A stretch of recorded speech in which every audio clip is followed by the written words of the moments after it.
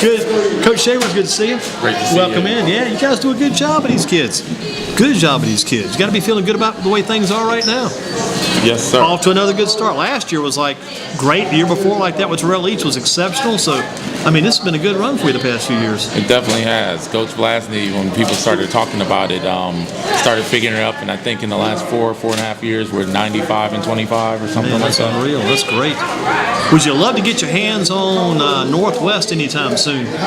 Looking forward to it. You know, Lee is my buddy. I started over with him over Glenn. That's right. That's right. And you know, a lot of times on Friday nights we'll go over and grab a little bite to eat and talk about the different games. And pretty much don't even talk that much basketball. Just kind of talk, me and him, and sometimes Blaz and Matt, Coach McCam that helps him out. That was doing his JV for years, and Coach Shoemaker from Ragsdale. So it's a good group. Very good. But that game we were at last year when you played Ragsdale, that place was hot that night at Southwest. That was a very intense game. And then a couple of years ago, we had your game at Northwest. You came in to beat them with Terrell Leach, and when KJ just played so well. Just some outstanding games seen you play the past couple of years. And the game last Friday night wasn't a bad game. The first half, I mean, you guys blew them out, pretty much put them away in the second against Grimsley. And that first half, Grimsley looked like a true unbeaten team, but then you guys proved you were the unbeaten team in the second half.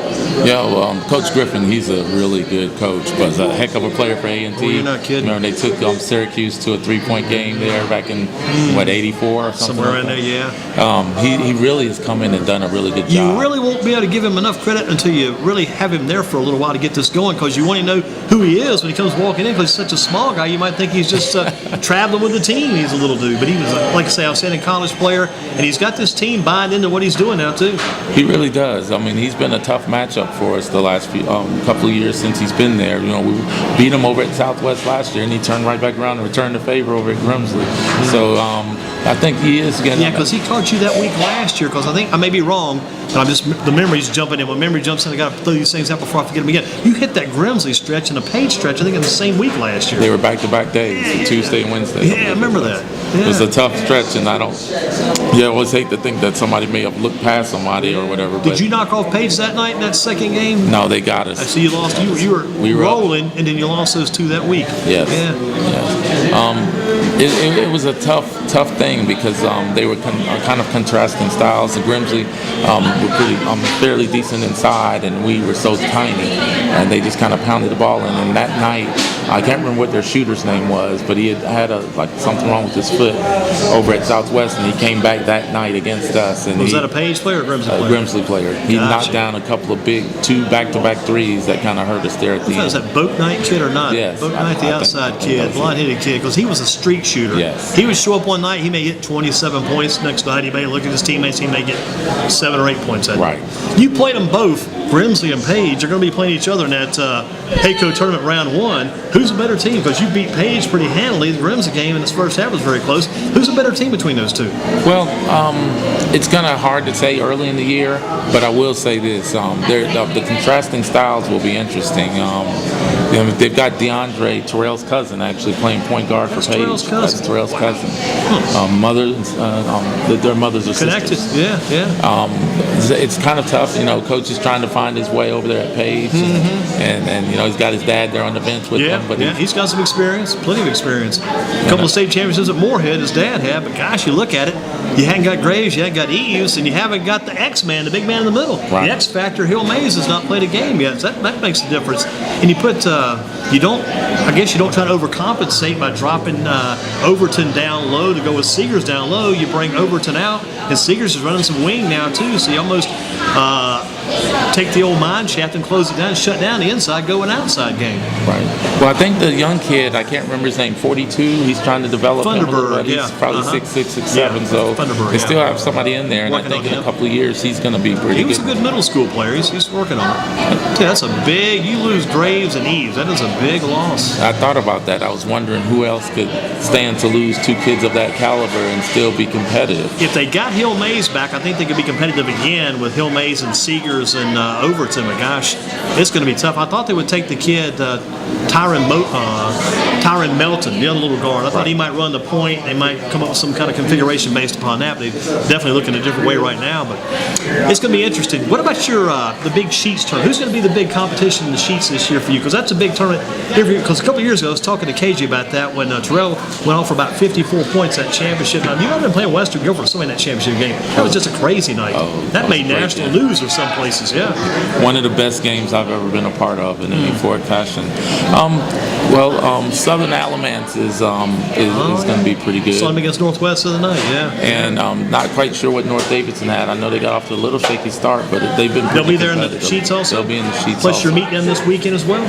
That's right. Yeah, gotcha. So you see them on Saturday. a couple of times, yeah. Tell you what, Southern Alamance, I guess I saw them maybe Tuesday night.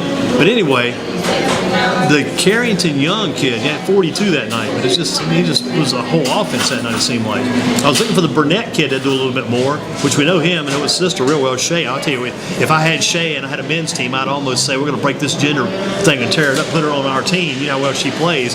But they're competitive. They're competitive, yeah. Well, I mean, that's a great situation to be in. That girl is very talented. I mean, when I first saw her, I was like, is this the girl they're talking about? And then you see her play, and she does play like one of the guys. Because she was kind of stocky. You know, maybe she might be a little slow, but boy, she could take that stock and do a little pull back and use that jab step and pop that three-point shot. She knew the court. She knew the spots in the court pretty well. Well, no disrespect, but she played like a guy. She did. And, she sure did. I think she grew up playing against guys. I think that's how her dad brought her along. And now got a young lady over at Southwest, LaShonda Monk, that's kind of she's tough, yeah. Boy, Monk can run the court. I tell Coach Scarborough I'd fight her for her. Yeah. She's special. She wouldn't be a bad point guard or number 2 guard for you because she can definitely run the court. And that's a more athletic women's team, and I thought it was when I saw them play against Grimsley. I just watched them in warm-ups and said, man, I know they've been struggling some in tough competition early, but that's a pretty athletic group of young ladies. Well, Nick Scarborough is going to be a special coach. I really think I mean, if you see the work that he puts in with those girls,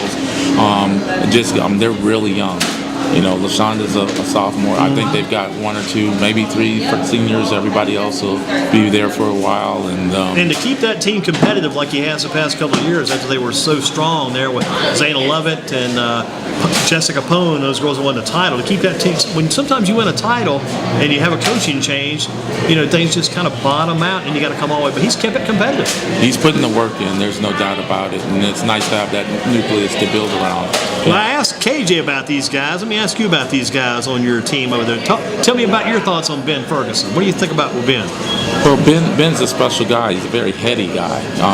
He's smart. I tell you, we had him here last year. He's a former soccer player, so he knows. He's got the intellect. He's got that. Well, I think people misunderstand him. They think he's just a shooter, but he also last year led us in steals, which you probably didn't see coming. That's hustle. And he shoots that ball 4 or 5 feet behind the line like it's a layup. So and when he's a street shooter too. When he gets hot, you want to get in that ball and get it to him quick. Absolutely. And like you said, his basketball IQ is really high. Yeah, he's got a lot of basketball intellect. Very intelligent young man. Good guy to have on the squad. Whether it's Orlando Smith, because he's kind of come into his own since about the middle of last year. Orlando, we've ridden home together a few times, and just talking to him. That's a neat experience as a coach to take the kid home. You know, that is neat. Really, you can learn a lot. I used to take a kid home named Chris Overby. I took him home almost every night back years ago when I was teaching school. Had a little black Datsun pickup truck. Take Chris home. Isn't like you say, it's a different experience. Oh yes, and I think that was the connect. You know, at first, you know, coming off of that JV team, you know, Coach Gann does a good job for us. But you know, just making the transition from JV to varsity, he was kind of struggling with it a little bit. And I throw a lot of stuff at the guys. I know that everybody thinks we just run up and down the court, but it's really kind of choreographed. Yeah. So it's glad that it looks seamless. So when I look up in the stands and a coach puts their pad down, I'm like, okay, that's good. Yeah. So Orlando really, once he understood what we were doing, I mean, the kid just works hard. He's a gym rat. There's many days he'll come in and like, Coach, can I shoot? And he'll sit in there for an hour and just work on a move. By himself? Oh, yeah. That says a lot right there. And people don't know this, but when he was younger, he played inside some, so he's got a nice post game, too. You just don't see it. That's a good thing to have to go with it, too. Very nice thing to do. What about the big man, Kamen Mitchell?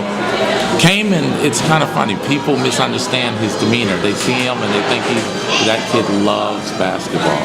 And I think he's just been waiting for his shot and his opportunity. And, you know, I tell a lot of kids, be prepared when your opportunity comes, and that's exactly what he did. Because he also came around about the middle of last year too. He kept looking at those box scores. His name kept popping out of the popping. He kind of became like one of those beasts in there at times. Absolutely. We were so used to playing undersized that when we got a kid in there that really knew how to wheel and operate in there, it took us some adjustment to it too. But he's really adjusted, and I think he's going to be a double-double guy the rest of the way. What about Cameron Langley? Cameron is special because his game, I call it's round. You look at him right now, I think he's averaging just under 15, 6 rebounds, 4.5 steals, a block in there or so. He just does a little bit of everything. And the thing about Cameron is he can play your 1 or he can play your 4. At the high school level, we can get away with that. Yeah. And he kind of quietly gets those points just like he's having it. Some guys have to go out there and just fight and dig and work so hard to get the points. You look around, like you say, look, he's got 15 for the game. You didn't realize he scored that many. We joke around with him because we tell him he looks like an old man playing at the Y. His knowledge is so high and his skill level. I wonder where that came from. I wonder why. I don't have a clue. Yeah, bound to be the rub off there. What about, think about KJ, what he does, what he's been. When he leaves, that's going to be a big void to fill, but it's also going to be the kind of thing, too, you're glad you had him. Well, at first, I was really disappointed because they made the decision. He actually hurt his knee in his 8th grade year, and he ended up going out to Oak Ridge for a little while. And so when he came to me, I was telling Guilford, Guilford and I played together at UNCG, and I really wanted the opportunity to coach him. I just saw it in him. And then as he's bought in, his quickness has always been there, but just trying to get him to understand, to really embrace being that point guard, it's been neat to see him develop. And now that he's knocking that jump shot down, it makes him almost unguardable. And he was knowing when to take over, too. He took over the game the second half last Friday. He had to. He did, and he's really bought into what his dad and I were telling him. He's got to revive the mid-range game. You don't see that much anymore. Kids are pretty much taking a layup or a dunk, or they're shooting a 3. Yeah. And he pulled up a couple of times. I thought that one of the kids was going to break their ankles. They tried to put on the brakes as fast as he was starting. But it's one of those. That's one of the drills I see sometimes in the warm-ups. That is the exact drill you see when they're shooting from the elbow. That little pull-up shot. They do that warm-up drill. The guys are popping that elbow left and right all night long. But like you say, come game time, you don't see it that often. Absolutely. It's all the way to the basket, or it's that step back 50-footer. They're taking that shot. Definitely. And I think that was one of the things that sold the coaches at Livingstone on him, was that he could do all of those different things and get the layups. There was a time last year against Page where we got a rebound and kicked it to him, and by the time they got back, he was laying the ball up. They turned around and they didn't see him laying it up. Huh? It was that quick. He was kind of like the old leak out kind of guy, just slipping down the court. Are you doing a good job around the basket, controlling that this year too on the offensive, defensive ends? Well, on the offensive end right now, we only have one guy on our roster shooting under 50%. So that's pretty strong. Yeah, so the rebounds aren't quite as necessary then. Yes, hit the shots initially. Overall, one of my favorite people in basketball was Skip Prosser, and he told me, you're going to be good at what you practice at. So we're trying to work better at rebounding. Because I asked him, I said, Coach, how do you get those kids so good when you were at Xavier? It didn't matter where you were at. And he said, Coach, I did everything. I did the barn door and tried to close, did all that stuff. And he said, finally, I just told him, you can sing to them, tell them a story, just get between them and the basket, and when that ball comes off, they'll get it. So we're trying to do that same thing to become, even though we're a little smaller, trying to get better at rebounding. So the old saying goes, put a body on somebody, right? Put a body on somebody. Find the body and make sure they don't get to the basket. So Grimsley really hurt us on that the other night. They got a lot of offensive rebounds. And the weird thing is, your team, Grimsley's team, Northwest team, Page team, these are becoming teams with a post man.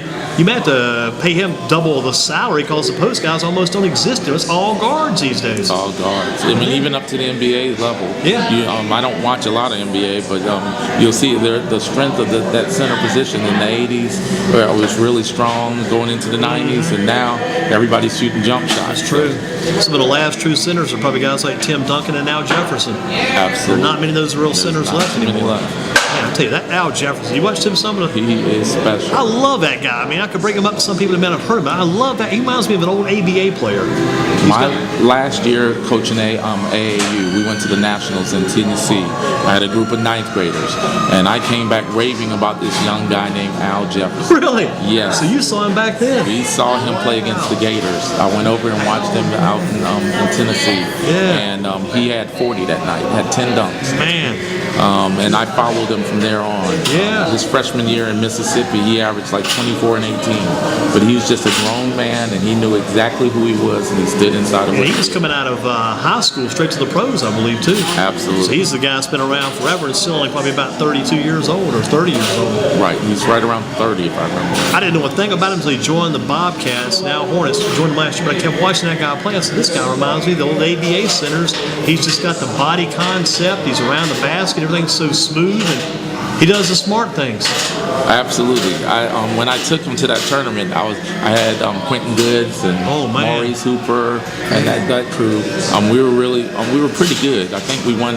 I think we lost maybe 6 or 7 games that year and won 70. Thankful that Coach Crutchfield had me over there working with those guys. Long story short, Al, we're playing, and I was like, you guys don't want any part of that. And they wouldn't really say anything. They kind of shook their head like, yeah, we want to. But you could tell that was a grown man.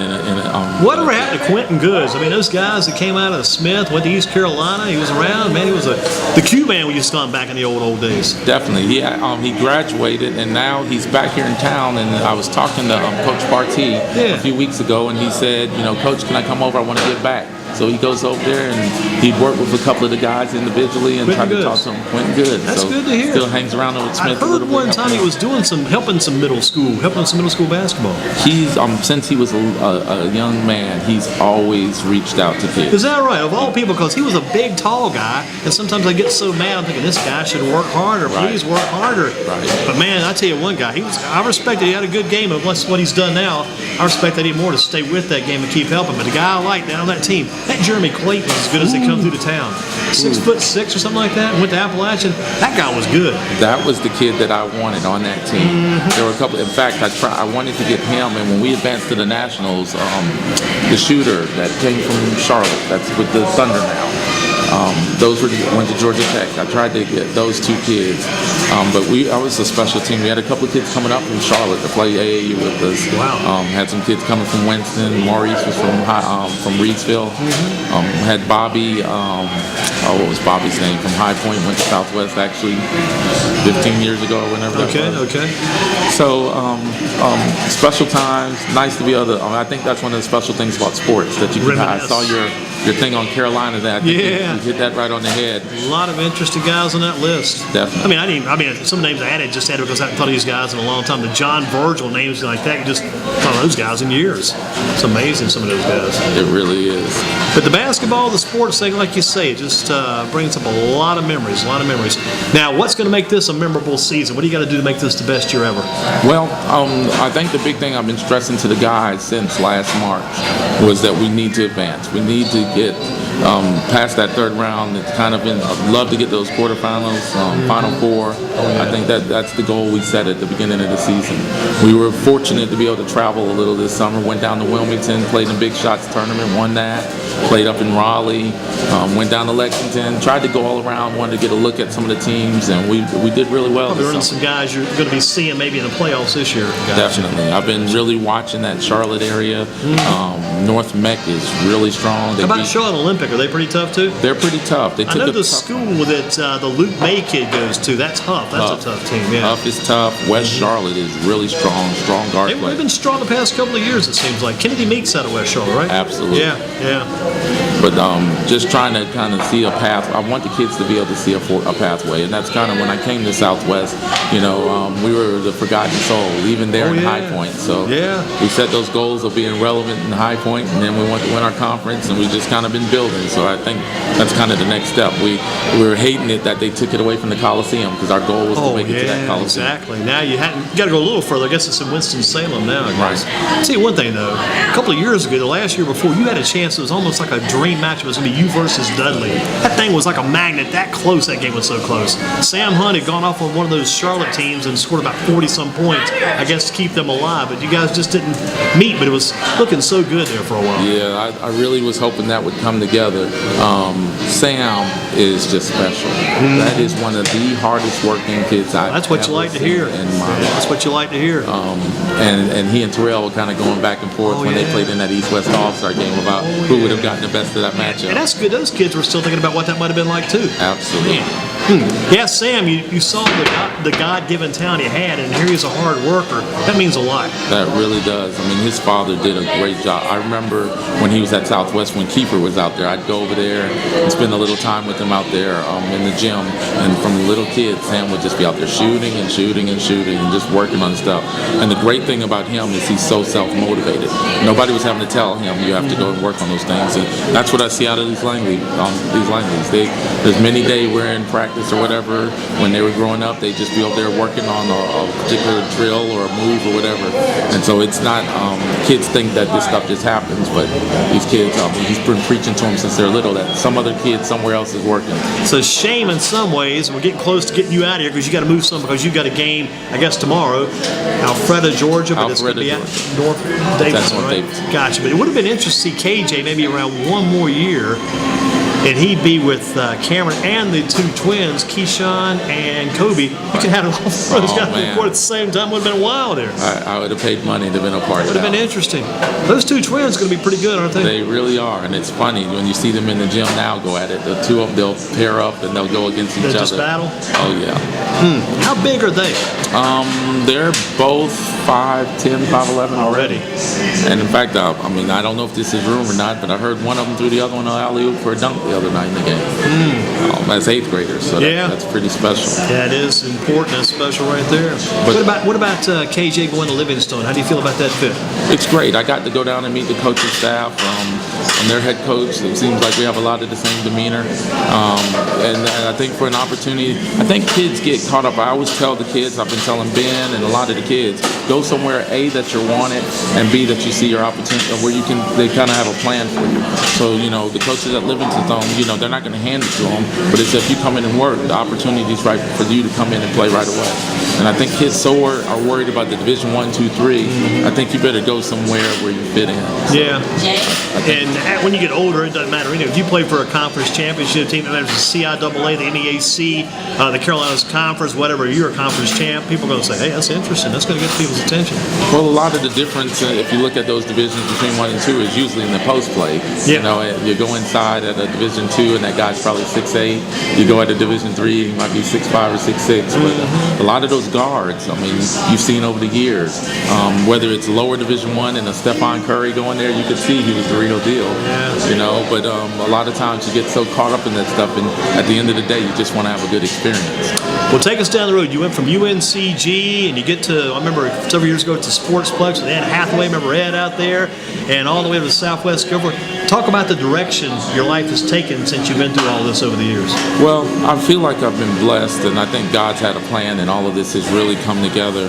But I know when I went to the Sportsplex, the week after I accepted the job, 9/11 happened. So that was quite an experience. I mean, that's one of those kind of life monumental places where you knew where you're at when something happened. And I remember going in and seeing that plane, the second plane, run into the tower, and I'm just like wide-eyed, and I was like, oh, my first initial thought was, how in the world am I going to get people to come over here and talk about basketball right Exactly. now? So then after that, I met Darlene Joyner, and Darlene came in and used to work with some girls, and I spent a little time with her working out the girls and whatever, and she's like, Coach, how'd you like to come spend some time with me? And I was like, I'm working 90 hours a week. I don't think I can make it. And I ended up leaving the Sportsplex, and she taught me into coming over there and got into teaching that way. And, wow, that's great. Spent 2 years with her, and then a year with Lee Revis over at Glenn. And before that, Northwest people have been good to you then. Been good to me. It was a great teaching job. Actually, before that, spent a year coaching over at Smith. That's how I ran into Jeremy and all of those guys, and ran into a couple of those guys that said, I wish I would have stayed a little longer, but had to kind of build the Southwest thing from scratch. They had just made a good run, and it was kind of a rebuild, but I've been blessed enough for it to turn out. How many years at Southwest now? This is my 10th year. Wow, that's a milestone within itself, a decade. It is. Myself, Coach Hunter over at Northeast, and Coach Shoemaker came in the same year. So tenure-wise, we're kind of the top of the heat right now in Guilford County. It's amazing. It almost seems like just a couple of weeks ago, you guys came on board. Absolutely. Because Coach Shoemaker just seems like recently took over Ragsdale. Coach Hunter, remember he took over at Northeast because he'd had the A&T experience, and this Northeast thing worked out nice for him. Well, I mean, he's been kind of a pillar right now in our community, just as far as basketball goes. Every year he comes up with something. Yeah. So I'm assuming he'll get it cranked up. Just over wait for it to happen a little later this year than early, yeah. And it's really special what Coach Shoemaker's done also. That's And nutty. what a great man. Nutty, because that team looked rough at the beginning of the year. This year, now they're like 7-2 maybe. Right. I mean, the guys are starting to buy into it. The Watkins kids see him involved a lot more every game now. And I knew T.J. Parker had to come about sometime, and I know Tevin Quick will still come about too. He's got some kids that are helping out now. Well, I mean, that's what we've tried to preach with at Southwest. When we started working and had Stevie and Terrell in the backcourt together, we just needed some guys that would actually do, buy in and do what you hear coaches talk about that all the time, but that makes all the difference in the world. And then, of course, when Terrell left, everybody's like Southwest is going to fall apart. Thought it was going down, yeah. And it got better. Definitely. Weird. Well, one of the things that happened to me, I overheard him saying that I've been trying to do the same thing for years, but you've got to have players, but also, like I spoke to Coach Hurley. We went down to a clinic in Charlotte. It's been going for the last few years. Coaching clinic, special guys there. So I got to spend some time with Bob Hurley Sr. Senior, okay. Yes, and Fran Fraschilla. Fran kind of introduced me to a lot of European balls since I have so many guards. That works for us. Oh, yeah. And Coach Hurley was telling me, a lot of times kids don't understand your philosophy. And he's like, do your kids know your philosophy? And I was like, I guess so. He's like, that's not good enough. They have to know what it is you want. How are they going to do it hard if they don't know what you want? So I wrote some things down, and you talk to any of my guys, the first thing they're going to tell you is we want buckets. So we're trying to score as much as possible. We want to share the ball. They've got to play hard. They got to care about each other. All of those things are part of our basic philosophy. So when the kid steps in the Southwest, that's what we're expecting. Looking to score. Absolutely. If you can get 90 points a game, that's good. That can be a part of our defense. But now, you were asking earlier, that's the thing we've got to work on. We've got to protect that basket a little better. Grimsley was able to get in the lane, and some of those other guys were able to get in the lane against us. Northeast got some offensive rebounds against us. So we're really trying to stick with the It says a lot, though, when you can make those halftime adjustments and that you see the improvement in the second half. It's a very special feeling. Sometimes you feel like you're playing one of these video games without a controller, so it's nice to have a controller in your hand. Yeah, that's good to have that controls at all times. And it's kind of like, too, people get on players' cases occasionally. You just guys take too many shots. You take too many shots. Well, if we make the shots, that's okay. We're making shots, and we're getting second and third shots, taking shots all night long. We'll take 5. We finally hit the 5th one. We got the advantage anyway. But one of the blessings in this business is it becomes like a fraternity. So I got to spend a lot of time, or a little time, up at Carolina, and I heard them talk about, you hear it on ESPN all the time now, talking about points per possession. So that's a key thing for us. That's pretty much the one stat that we keep up with to try to figure out if we can get more possessions. Everybody says they want to score. Get me some more possessions. Yeah. Go get me some loose balls, and we can get some shots. So I don't mind them taking those shots. Keep the ball alive. Keep it on our end. Absolutely. And Coach Lassie is good with a lot of that stuff too, right? He's great at it. Very meticulous. Very will be a solid coach whenever. I'm hoping he doesn't leave me, but when it comes, he's going to be very good at what he does. Who else has got Coach Lassie working with? Who else is helping on your staff? This year we added Miguel Morton. Miguel has played at Alabama State, 6'10", really great guy, strong, intense, defensive-minded coach. He's going to be a really good one. I was glad to be able to get him. We got Ronnie Arnold. Ronnie coached for years in Asheboro, coached at AC Reynolds, and then left there and coached. Was an assistant at UNC Asheville for a while, and so he's agreed to he's come been on over. the UNC Asheville Bulldog staff. That says a lot too. So it's just I just feel very blessed. If I don't get to coach another game, I definitely have been around some good people and have learned a lot from them. 10 years in county now at Southwest Guilford. 10 years in county. What's the record now? 8-0 right now? We're 8-0. And you want to be 9-0, 10-0 after this weekend. That's what the plan is. And then the Sheets cranks up next Friday, right? Yes, sir. Who do you got first round in that one? It's kind of a unique situation. We've got 12 teams on both the boys and the girls. So we open with Mount Airy, which is going to be interesting. I think they're 6 or 7-1 right there themselves. So I don't know a whole lot about them. That's going to be a challenge. And then we'll kind of see where it goes from there. We'll have a second round matchup with looks like it's either a Western Guilford or a High Point Central game maybe. Gotcha.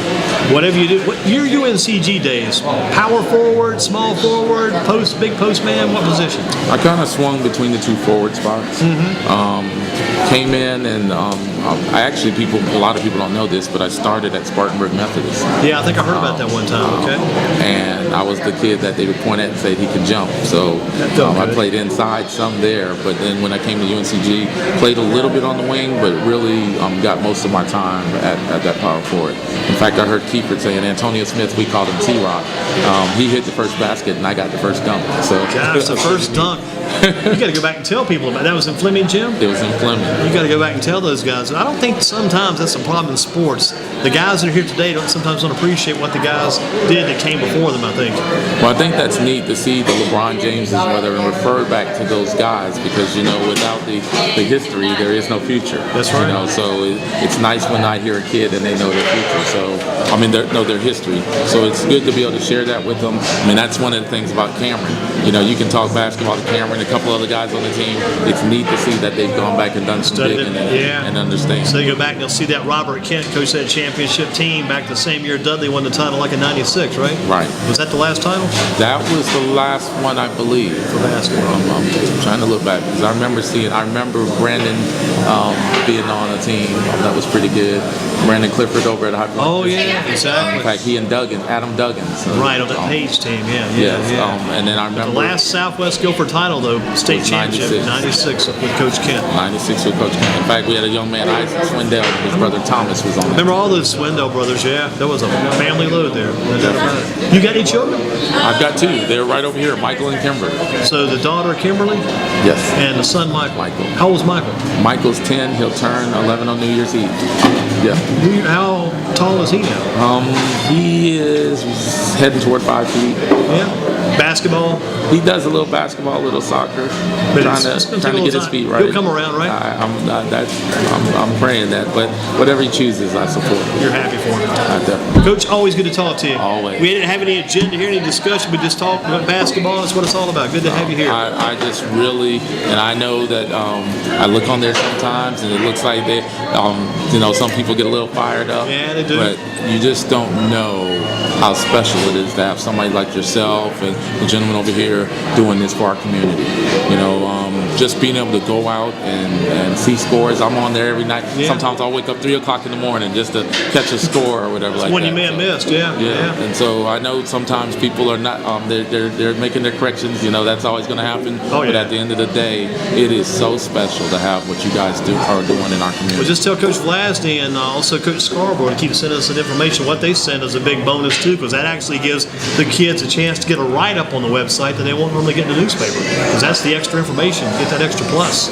It's been neat because we've been able to copy some of that stuff, and I've made little books for the guys, the seniors that are going out. So to be able to pull that off your site is a great thing, and those guys actually look forward to sending that.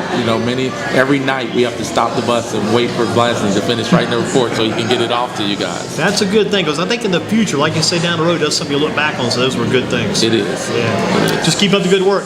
Thank you. Keep Guilford Langley right where he is. Don't let him go anywhere. I'm strapping him down. Let's take those Oak Hills and those Montverdes, all these crazy places, and trying to take them off of his PC, off his personal computer. Just eliminate that stuff. I tried to keep him on one of those little small phones for the longest time, so people.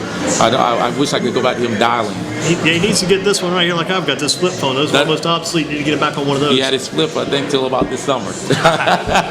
Hang in there, Coach. All right. Keep up the good work. Thank you. And thanks to the guys you're working with too. They're good kids. Thank you. Got it.